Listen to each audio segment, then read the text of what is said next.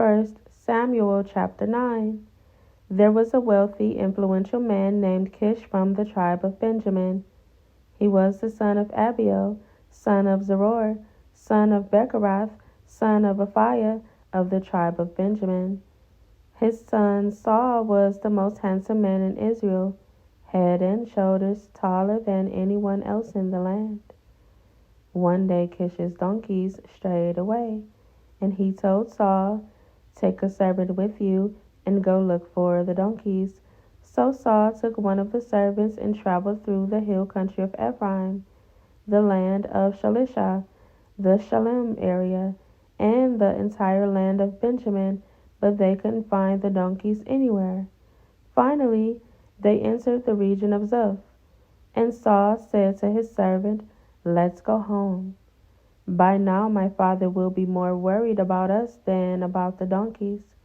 But the servant said, "I've just thought of something. There is a man of God who lives here in this town. He is held in high honor by all the people because everything he says comes true. Let's go find him. Perhaps he can tell us which way to go." "But we don't have anything to offer him," Saul replied. "Even our food is gone, and we don't have a thing to give him." "Well," the servant said, "I have one small silver piece. We can at least offer it to the man of God and see what happens." In those days, if people wanted a message from God, they would say, "Let's go and ask the seer." For prophets used to be called seers. "All right," Saul agreed. "Let's try it." So they started into the town where the man of God lived. As they were climbing the hill to the town, they met some young women coming out to draw water.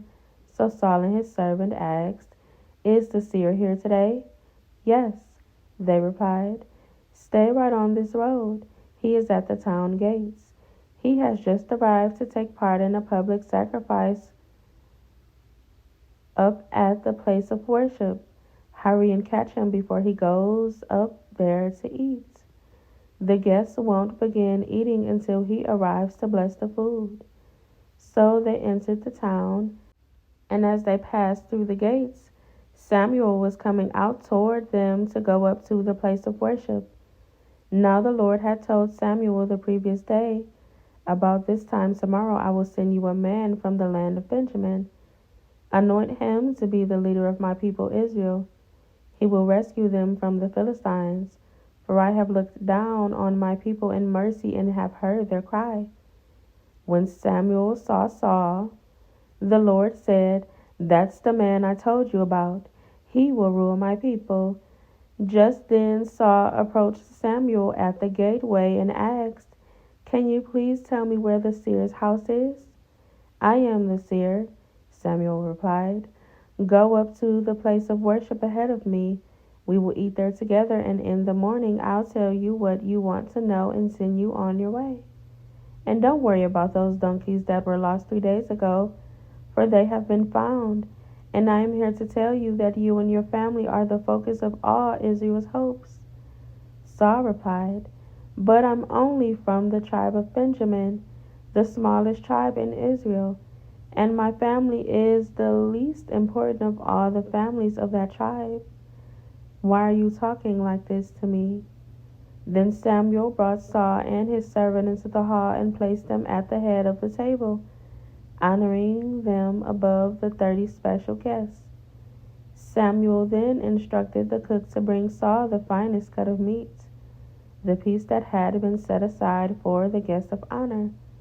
So the cook brought in the meat and placed it before Saul.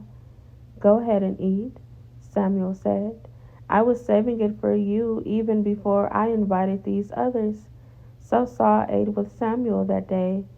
When they came down from the place of worship and returned to town, Samuel took Saul up to the roof of the house and prepared a bed for him there. At daybreak the next morning, Samuel called to Saul, "Get up. It's time you were on your way." So Saul got ready, and he and Samuel left the house together. When they reached the edge of town, Samuel told Saul to send his servant on ahead. After the servant was gone, Samuel said, "Stay here, for I have received a special message for you from God."